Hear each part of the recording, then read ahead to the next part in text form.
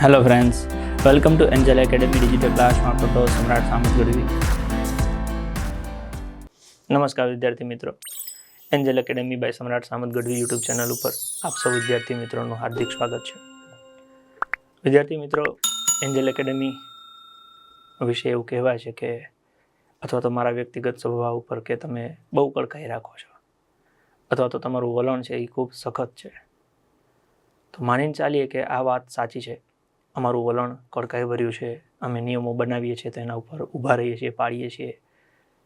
આના લીધે વ્યક્તિગત જીવનમાં જોવા જઈએ તો ઘણા બધા સંબંધો પણ ગુમાવવાના થાય છે, આર્થિક રીતે પણ ઘણું ગુમાવવાનું થાય છે. પણ તેમ છતાંય આને જિદ્દીપણું કહો તો જિદ્દીપણું, નીતિમત્તા કહો તો નીતિમત્તા કેમ ટકાવી રાખવી છે એની ખાલી તમારી સાથે આમ કહેવાય ને કે આમ ખુલ્લા મને વાત કરવી છે. માની લો કે ગઈકાલે એક વિદ્યાર્થી આવ્યો, તો એ વિદ્યાર્થીનું એવું કહેવું હતું કે હું રોજ 15 થી 20 મસાલા ખાઉં છું. જો મને અહીંયા તમે હોસ્ટેલમાં રહેવા દો તો હું ફક્ત 2 મસાલા ખાઈશ. એટલે અમારે સંસ્થામાં એવો નિયમ છે કે ભાઈ અમે વ્યસન કોઈ પણ પ્રકારનું છૂટછાટ નથી આપતા, કોઈ પ્રકારનું વ્યસન અલાઉ નથી. એમ હવે માની લો કે મેં આ છોકરાને ના પાડી તો આ છોકરાએ એડમિશન ન લીધું. જો કદાચ એની એડમિશન લીધું હોત તો સહજ છે કે આમાંથી જે પણ મારી આર્થિક હું જે પણ કમાતો હોઈશ એ મને મળ્યું હોત. મેં ના પાડી એટલે એ છોકરાએ એડમિશન ન લીધું તો એ મારી હાથમાંથી એ કમાણી ગઈ. તો આમાં મને ફાયદો શું થયો? મને શું ફાયદો થયો? શું મારામાં એટલી બુદ્ધિ નથી કે મને નથી ખબર પડતી હું એને છૂટ આપું તો હું આર્થિક રીતે કમાઈ શકું છું? અને હું કેમ વ્યસનને છૂટ નથી આપતો? કેમ કે મેં એવા દીકરા જોયા છે કે જેની ઉંમર 21 વર્ષની હોય અને એને કેન્સર થયેલું હોય. જેની ઉંમર 21 વર્ષની હોય અને એને કેન્સર થયેલું હોય બીકોઝ ઓફ ટોબેકો, તમાકુ, ધૂમ્રપાનના લીધે. તો મારું એવું માનવું છે કે મારા સાનિધ્યમાં કે મારા મિલકતમાં કે મારી જગ્યાએ મોત તો ન થાય એમ, કે મારે મોત શું કરવા વેચવું જોઈએ? અને બીજું કે તમે ધારો કે સરકારી નોકરી કરવાના છો તો તમે એક અધિકારી છો, સમાજમાં તમારી એક સારી છાપ થાય છે, તમે એક હોદ્દો ધારણ કરો છો તો તમને જોઈને બીજા 20, 25, 50 મિત્ર, નાના બાળકો હોય એ પ્રેરણા લેશે કે મારે કાકાની જેમ પીએસઆઈ થવું છે, મારે મામાની જેમ પીએસઆઈ થવું છે, કે મારે સાહેબની જેમ ડીવાયએસપી બનવું છે, કે મારે ક્લાસ 1 અધિકારી થવું છે, કે મારે મોટી બેનની જેમ સારા સરકારી ડૉક્ટર બનવું છે. તો તમે જ્યારે સમાજના રોલ મોડલ હો અને તમે જો આવી વાહિયાત પ્રવૃત્તિ કરતા હોવ તો એ વસ્તુ વ્યાજબી નથી. એટલે મારું એવું માનવું છે કે જેને સરકારી નોકરી કરવી છે એને એટલીસ્ટ વ્યસન તો ન હોવું જોઈએ. હવે એક બાજુ હું એવું કહું છું કે ભાઈ તમારે સરકારી નોકરી કરવી હોય તો વ્યસન ન હોવું જોઈએ, બીજી બાજુ જો હું છૂટ આપું તો પછી હું દોગલો કહેવાઉં. ખ્યાલ પડે છે? મસાલા છોકરો કદાચ 2 ખાય 5 ખાય એના બાપાને પૈસાને ખાય છે, કેન્સર થાય તો એને થાય, મરી જાય તો એના બાપાનો જાય. મારે કેટલા ટકા? મારે શું કરો ધંધો મારો ઓછો કરવો પડે? અને અત્યારે લગભગ એવું બને કે 100 માંથી 70 એટલે 70% યુવાનો આ રવાળે ચડેલા હોય છે. તો એક નિયમ બનાવીને મેં તો 70% ધંધા ઉપર ડાયરેક્ટ ચોકડી મારી દીધી. મને નથી ગમતું, નથી કરતો, બસ વાત પૂરી. હવે આને તમે સખ્તાઈ કહો કે હારાપણું કહો, એ તમે તમારા લેવલે નક્કી કરી લ્યો કે આ સારું કહેવાય ખોટું કહેવાય. પછી બીજી વાત આવી કે અમે 12 કલાક 14 કલાક 16 કલાક વાંચવાનું કહીએ છીએ કે કોઈ પણ છોકરો અમારે ત્યાં આવે એટલે અમે એવું કહીએ કે ભાઈ 12 કલાક ઓછામાં ઓછું વાંચી શકશો? જો એ હા પાડે તો અમે આગળ બીજી ચર્ચા કરીએ કે આવું 6 મહિના 12 મહિના આપી શકશો? એ હા પાડે તો ત્રીજી વસ્તુ અમે કહીએ કે જો ભરેલી ફી અમે પાછી નથી દેતા, કેમ કે તમે એકવાર ફી ભરો એટલે એની પાછળની આખી પ્રોસેસ હોય. હવે એ બધી પ્રોસેસમાંથી અમે પસાર થઈએ ને પાછા તમે કહો કે હવે એડમિશન નથી, કેન્સલ કરવું છે, એમાં અમે લેવાઈ જઈએ લેવા દેવા વગરના. એટલે આ ચોખવટ કરીએ, આ અમે બોલીએ, પછી વિદ્યાર્થીને લખેલું વંચાઈએ અને છેલ્લે વિદ્યાર્થીના સ્વહસ્તે લખાઈએ કે હું 10-12 કલાક મહેનત કરવા બંધાવું છું અને ભરેલી ફી પાછી મળતી નથી. આની પાછળનું એકમાત્ર રીઝન એવું છે કે કદાચ ભૂલથી અમારાથી કોઈક દિવસ કોઈને કહેવાનું રહી ગયું હોય તો છોકરો એવું ના કે આવી મને ખબર નહોતી. એટલે પોતાના સ્વ અક્ષરે લખાઈએ છીએ કે ભાઈ તમે આવો છો તો અમે અહીંયા હોસ્ટેલની ફેસિલિટી આપીએ છીએ, હોટલ નથી રાખી. અમે હોટલ હોય ને એમાં ખાવું પીવું મોજ કરવી હોય, અહીંયા હોસ્ટેલ છે, અહીંયા ખાવું પીવું ને ભણવું જ હોય. તો ભણવા માટેની જગ્યા છે. હવે ત્યાં હું ભણવાની વાત ન કરું તો શેની કારણે મારે મંજીરા વગર શીખવાડવાના છોકરાઓને, હાલો બેસી જાઓ તબલા મંજીરાને લઈને. પછી હું ભણવા માટેનું મેં સેન્ટર ઊભું કર્યું છે, તો ત્યાં મારે ભણવાના જ હોય ને. તો ત્યાં એવા જ લોકોની જરૂર છે કે જેને 12 કલાક 14 કલાક 16 કલાક વાંચવું છે, અને આ સમજો છો, તમને ખબર છે કે હું વાંચવા જ આવ્યો છું, તો પછી વાંચવાનું જ હોય ને. હવે એમાં તમે ડિંડક કરો તો એ સહન ન કરવું. માની લો કે 12 કલાક તમે અહીંયા આવીને હોસ્ટેલમાં તમે બેડ ઉપર જઈને બેસી ગયા અને સવારથી સાંજ સુધી મોબાઈલ મચડ કરો. મારા બાપાનું શું ઓછું થયું? ફી તો તમે દર મહિને ભરી દેવાના છો. તમારી તારીખ થાય એટલે તમે ફી ભરી દેશો. ઓકે, તમે મોબાઈલ મચડ્યા રાખો, જોયા રાખો, મહિનો પતી ગયો ફરી ફી ભરી દીધી, બીજો મહિનો પતી ગયો ફી ભરી દીધી. આવી રીતના 6 મહિના તમારા મમ્મી પપ્પાએ ફી ભરી, 6 મહિનાના અંતે તમે પાછું લઈને શું ગયા? બોલો નથી કહેતા બાબાજી કે ઠુલ્લુ ઈ હાથમાં આવે. પણ એની જગ્યાએ તમે અહીંયા આવ્યા, મેં સવારે 8 થી 12 તમને વાંચવા બેહાડી દીધા, 3 થી 7 વાંચવા બેહાડી દીધા, રાત્રે 8 થી 12 વાંચવા બેહાડી દીધા. આમ રોજ તમને 12 કલાકની પ્રેક્ટિસ કરાવી. તમે આવું 6 મહિના 8 મહિના પ્રેક્ટિસ કરી, ઈશ્વરની કૃપા તમારી મહેનતથી તમે નોકરી લાગ્યા, તો તમારું સપનું સાકાર થયું કે ન થયું? તો મારી સખ્તાઈના લીધે તમારાથી 12 કલાક કદાચ વંચાઈ ગયું, તમારાથી નોકરી મળી ગઈ, તમે પાસ થઈ ગયા, તો આમાં મેં તમારું શું ખોટું કર્યું? તો મારી સખ્તાઈ કે મારું કડક વલણ જે છે એ તમારા માટે ફાયદાકારક થયું, નુકસાનકારક થયું? અથવા તો જે વાલી મને ફી ભરે છે એને ફાયદો હેમાં છે? એમનું છોકરું મહેનત કરે એ ફાયદો છે કે એનું છોકરું મોજ કરે એ ફાયદો છે?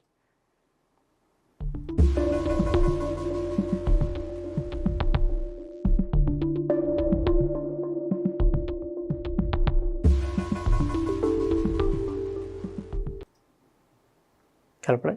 એટલે થોડુંક વિચારો તો ખરા. ભલા માણસ, જો મારે વ્યવસાય જ કરવો હોય, મારો ધંધો જ કરવો હોય, તો પછી મારે આવા નિયમો બનાવવાની ક્યાં જરૂર છે? મસાલા ખાઓ તો તમે તમારા ખર્ચે ખાઓ છો, મોબાઈલ વાપરો તમે તમારા પૈસે વાપરો છો, મને શું વાંધો છે? મને તો તમે ના પાસ થાવ કદાચ 2 વર્ષ વધારે ટકો તો ઉપરથી વધારે ફાયદો થાય. પણ એવું નહીં. મારું એવું માનવું છે કે મહેનત કરો છો તો દિલથી મહેનત કરો. 6 મહિના 12 મહિના વર્ષ 2 વર્ષ 3 વર્ષ જે સમય દેવો પડે એ સમય તો પૂરેપૂરા ડેડિકેશન સાથે દેવાનું, કેમ કે તમારે અધિકારી બનવાનું છે. કાલ સવારે તમે માની લો કે PSI બનો અથવા તો તમે PI બનો, તો આખા પોલીસ સ્ટેશન આખા વિસ્તારનો ચાર્જ તમારી નીચે હોય. હવે તમે જો વાહિયાત માણસ હો તો એ વિસ્તારના ભૂકા કાઢી નાખો. તમે મામલતદાર બનો, આખો તાલુકો તમારા અંડરમાં આવતો હોય. હવે તમે જ વાહિયાત હોય તો તાલુકાને તમે પાળ કાઢી નાખો. તો મારે જે વર્ગ તૈયાર કરવાનો છે, મારે જે જગ્યાએ માણસ મૂકવાના છે, એ માણસ ડેડિકેશન વાળા હોવા જોઈએ. એનું પોતાનું ડેડિકેશન હોવું જોઈએ. તો એ ડેડિકેશન તમારી તૈયારીમાં હોય તો ત્યાં આવે ને. તમારા જીવનમાં ડેડિકેશનને કોઈ સ્થાન ન હોય, ઓકે, તો પછી નોકરીને તમે શું કરશો? ખ્યાલ પડે છે? એટલે અમારી સખ્તાઈ અમારા માટે નથી કે અમારે દુનિયાને કાંઈ એવું જીતાડવાનું નથી મારે નોબેલ પ્રાઇઝ લઈ લેવો, કે ખૂબ કડક સખ્તાઈ રાખીને સામત ગઢવીએ નોબેલ પ્રાઇઝ નથી જોતો ભાઈ. નોબેલ પ્રાઇઝ લેવા માટે મારી પાસે ઘણા દુનિયામાં નોબેલ કામ છે કે હું કરી શકું છું, અને કરીશ તો મને મળશે, ના મળે તો તેલ લેવા જેવું. મારે ક્યાં નોબેલ પ્રાઇઝ લઈને સ્વર્ગમાં જવું છે કે નોબેલ પ્રાઇઝ હશે તો ડાયરેક્ટ સીધી સ્વર્ગમાં એન્ટ્રી? સારા કર્મો કર્યા હશે તો આમે જે ઈશ્વરને દેવાનું છે એ દેશે. પણ જ્યારે કોઈ વાત કરે છે, ઘણા એવું આવે વાલી મળવા આવે ને અમે ગયા હતા, અમને ચા ન પીવડાવી. એટલે તમે ચા પીવડાવવા માટે અહીંયા બોલાવ્યા તમે? અથવા તમે ધારો કે રાજકોટથી અહીંયા આવ્યા હોય તો ચા પીવા મારી પાસે આવ્યા હતા? ભલા માણસ, તમે તમારા છોકરાની જિંદગી બનાવવા માટે આવ્યા હતા. તમે એ પૂછો કે તમારું છોકરું કેટલી કલાક વાંચશે.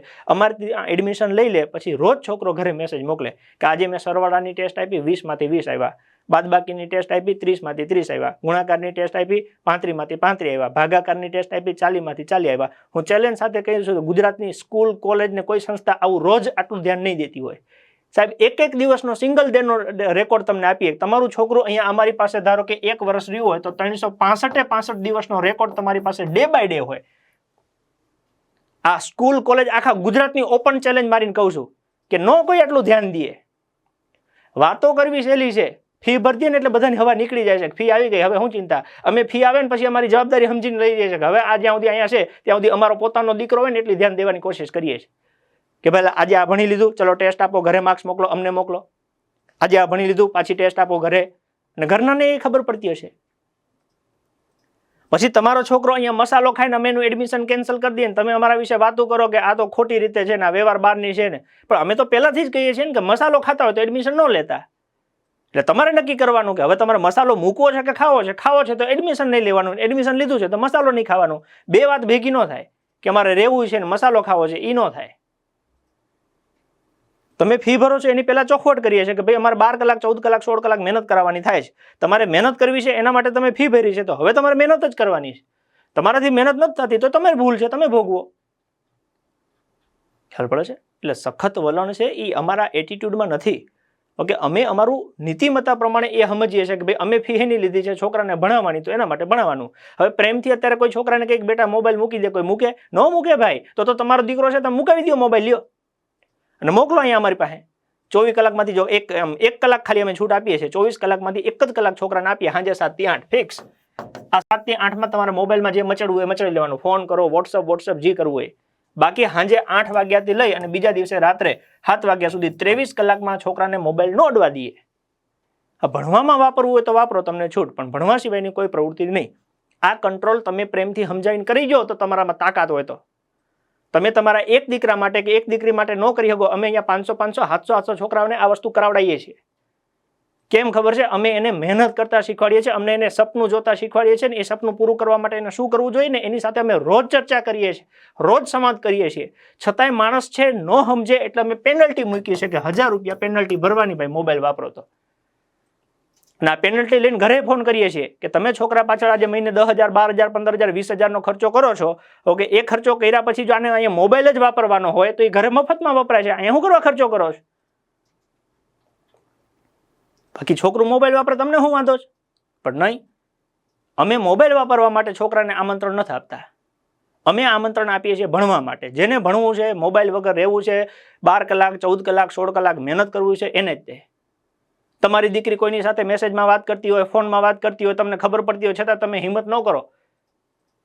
અમે એવું નથી કરવા દેતા. અમને સેજ શંકા જાય કે આ છોકરી સેજ આડા આવડે પાટે ચાલી છે એટલે ડાયરેક્ટ ઉપાડી જ લેવાનું થાય. અમને શું વાંધો ભાઈ? તમારી છોકરી છે પણ શું કરવા? આજે તમારી દીકરી છે, તમે અહીંયા સંસ્થામાં મૂક્યા, હવે મારી બેન છે. અને હું એવો હલકો ભાઈ ન થાઉં કે મને ખબર પડતી હોય છતાં હું એમાં વચ્ચે ચંચુપાત ન કરું. હું એને સમજાઈ શકું કે ઈશ્વરે તને અવસર આપ્યો છે, માતા પિતાએ તને આટલા પૈસા ભરીને ખર્ચો કરીને તને ભણવા મૂકી છે, મારી બેન ભણીને આ બધું તો ભણ્યા પછી તારે જિંદગીમાં ગોઠવાઈ જાય. અને ઈશ્વરની કૃપાથી સમજે છે, ન સમજે તમે વેતી કરી દઈએ છે કે તું તારા ઘરે વહી જા તારા કામ કરવા, તો અહીંયા અમારે કામ નથી ભાઈ. હવે એ આવી રીતના કોઈની દીકરીને આપણે એવું મોકલી દઈએ, ઓકે, તો એ પોઝિટિવ લઈએ કે નેગેટિવ લઈએ એ તો હવે એના સંસ્કાર એના સ્વભાવ ઉપર જાય. પછી એમાં કોઈક એવું કે અમારી દીકરીની પર્સનલ મેટરમાં તમારે શું કામ છે, તો મેં ક્યાં એને આટલું બોલાવ્યું છે? સાંજે 7 થી 8 આપ્યું છે, એમાં કરવું હોય તો કરી લ્યો. બાકી 23 કલાક ભણવાનું છે તો એ ભણવાનું કાં હોવાનું, ખોટી મગજમારી નહીં પડવાનું.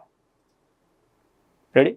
એટલે અમારું કામ એ છે કે છોકરું આવે ને ઝડપમાં પાસ થવું જોઈએ, ઝડપમાં પાસ થવા મહેનત કરવી પડે ને. એ મહેનત પ્રેમથી નથી કરતા એટલે કડકાઈ રાખવી પડે છે. અને અનુશાસન તો જીવનમાં જોઈએ ભાઈ. અનુશાસન વગર ક્યારે સિદ્ધિ મળતી નથી. સિદ્ધિ પામવી હોય તો અનુશાસન જોઈએ. મોટાભાગના છોકરા આવે છે એ બધાને ખબર જ છે કે ત્યાં આવું વલણ છે, છતાંય છોકરા આવે છે. એનો મતલબ કે છોકરાઓને એવું ગમે છે. હવે આવો વર્ગ કદાચ ઓછો હશે, 1% હશે, 2% હશે, 10% હશે, જીવ હોય અમને એ જ વર્ગમાં કામ કરવાની મજા આવે છે અને અમે એમાં એ જ મૂડમાં કામ કરીએ છીએ. ખ્યાલ પડે છે?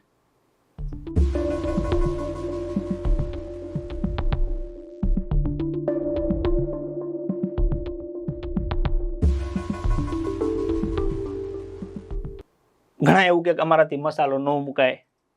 હવે જે 40-50 વર્ષના માતા પિતા હોય એનું 21 વર્ષનું બાળક હોય એ અકસ્માતમાં ખપી જાય, અકસ્માતમાં બિચારો છોકરું વયું ગયું હોય, તો એ બાળક વગર મા બાપ જીવી શકે છે, તો તમે તમારા જીવ વગર જીવી શકો છો, મસાલા વગર ન જીવી શકો? તમે કલ્પના કરો તમારી ઉંમર 21-22 વર્ષની હોય, તમે રોજના 10-15 મસાલા ખાતા હો અને તમને કેન્સર ડિટેક્ટ થાય અને ખબર પડે કે તમને કેન્સર થયું છે, તમે માતા પિતાને એકના એક હોવ, તમારા મા બાપ ઉપર એની શું હાલત થાય? એ દિવસો તો જુઓ જ્યારે ડોક્ટરે કીધું કે આને કેન્સર છે, હવે આ 3-4 વર્ષનો મહેમાન છે, હવે મા બાપને શું કરવાનું? તમારી દવા કરાવવામાં એવું થાય કે જમીન જાયદાદ ઘર વખરી બધું વેચી મારે. ખબર છે કે મરી જવાનું છે છતાંય વેચી મારે. તમે મરી જાઓ ને ઘરને મારીને મરો, તેના કરતાં મસાલા મૂકી દો ને. એવું જરૂર નથી તમે ભણો છો તોય, ન ભણતા હોય કાંઈ ન કરતા હોય જીવનમાં તોય મસાલા મૂકી દો ને ભાઈ. શું કરવા વ્યસન કરવું પડે? વ્યસન કરવું હોય તો તમે તમારી જાતનું રાખો.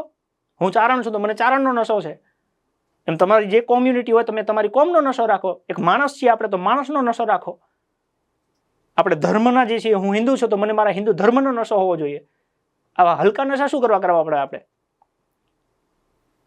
ખ્યાલ પડે છે? એટલે થોડુંક જીવનમાં વાસ્તવિકતાને ધ્યાનમાં રાખી આપણી જવાબદારી છે. 18 વર્ષથી ઉપરનો કોઈ છોકરો છોકરી થાય છે તો એને ઘણું બધું સમજવું પડે કે હવે મારી જવાબદારી છે, મારા ઘરના સંસ્કાર મારી સાથે ચાલે છે, મારા વર્તન ઉપર મારા મમ્મી પપ્પાનું કેરેક્ટર નક્કી થતું હોય તો આ બધી વસ્તુ મારે ધ્યાન રાખવી પડે. મારે ક્યાં બેસવું, કોની હારે બોલવું, કોની જોડે વાતચીત કરવી, ક્યાં જવું ક્યાં ના જવું, એ આપણને ખબર પડવી જોઈએ. અને માતા પિતા કે વડીલ તરીકે આપણી એવી ફરજમાં આવે કે આપણે એને સમજાવીએ, આપણે એને શીખવાડીએ કે આ ઉંમરમાં શું કરાય. આપણે છોકરું 12મું ધોરણ પાસ થાય એટલે એને સલાહ આપીએ કે હવે કોલેજમાં આવી ગયા મોજ કરો. એ 3-4 વર્ષ મોજ કરે, પછી આપણે કહીએ કે હવે નોકરી કરો. હવે 3 વર્ષ મોજ કરી હોય, લુખા હાંડની જેમ રેખડા હોય, હવે એ ભણવા બેહે તો શું કરવું? એવું શીખવાડો છો. 12મું ધોરણ પતે પછી એની હારે બેસો અને એની હારે ચર્ચા કરો કે ભાઈ જો જિંદગી બનાવવા માટે હવે તારી પાસે 3 વર્ષ છે. આ 3 વર્ષમાં તારે ભણી ગણી અને તારી લાઈફ સેટ કરવાની છે. આ 3 વર્ષ 4 વર્ષ 5 વર્ષ તારે જે કરવું પડે એ કર લે. જેટલું સહન કરવું પડે એટલું કરી લે. 5 વર્ષ પછી તું એવી પોઝિશન ઉપર હોઈશ કે તારે જીવનમાં ક્યારે કાંઈ સહન કરવાનું નહીં આવે. એવું કોને? જો સાચા માતા પિતા હોય તો આવું શીખવાડે. આવું કહેવાનું તું મોજ કર.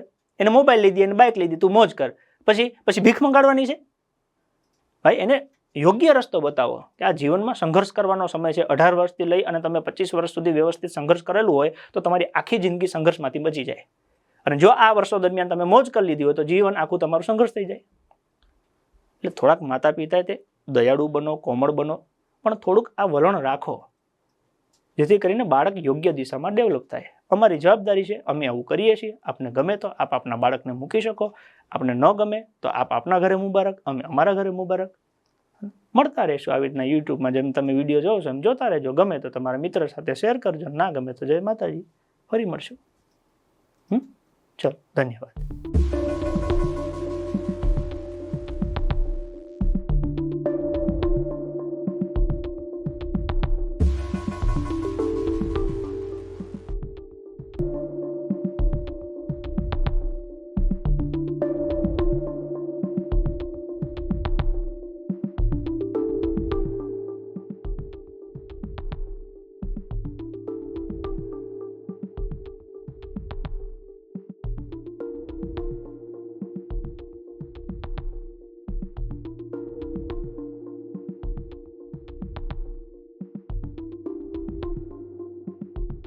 ચર્ચા ચાલુ રાખીશું. સફળ થવાનું કરવાના જ છે. બસ જોડાયેલા રહેજો. મજા આવે તો તમારા મિત્ર સાથે શેર કરજો. રેડી? મળીએ ચલો આગળ.